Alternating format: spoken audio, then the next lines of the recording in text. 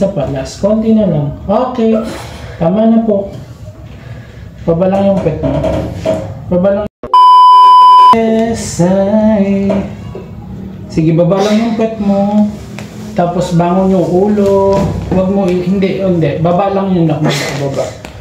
Yung ulo lang. Sige na, ito na. Baka maputukan naman ako ng paano bigyan. Baba mo lang yung ulo muna. Sige, eri ka lang. Huwag mo itataas yung ulo. Yan. Isa pa. 1, 2, 3. Push.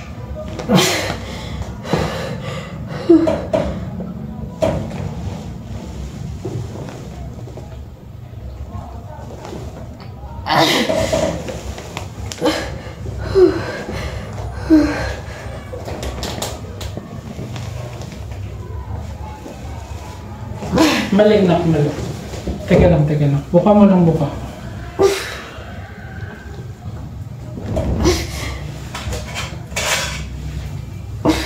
Baba yung pet dito, baba.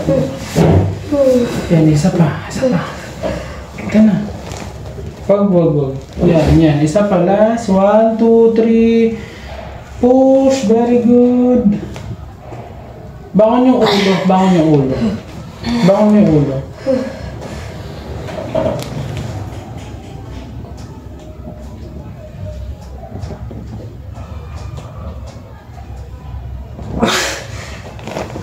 Isa pa.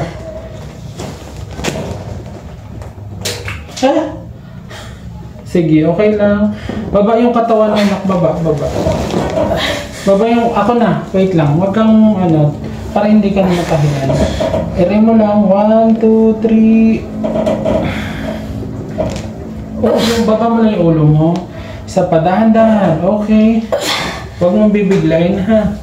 Pag sinabing dahan-dahan, sige. I-minimize kasi natin yung pagkaroon ng laceration kung meron man. Sige.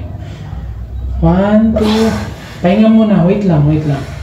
Hinga ka muna ng malalim tapos pero dahan-dahan. Sige. 1, 2, 3. Push. Isa pa. Ayan na. Very good. Isa pa. Oops. Dahan-dahan lang. Please. Sige, buka mo lang. Okay. Sige, very good. Dahan-dahan lang, ha? Sige, dahan-dahan. Isa pa, last. Konti na lang. Okay. Tama na po. Baba lang yung pet mo. Huwag na umiri. Ako na. Huwag na umiri. Cord coil siya. Naman. Kali pa. Baby out. 8/20 June 25 ba ngayon? 24. Ayan na baby niya. Si baby girl. Nako, iyak ka, ha? Napagod lang siya. Wait lang.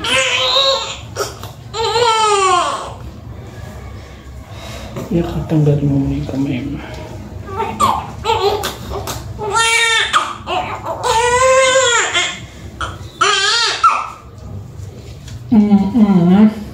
Sige, hawakan.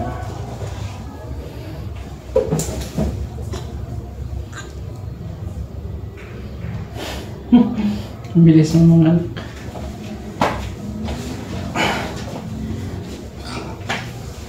Iyak pa.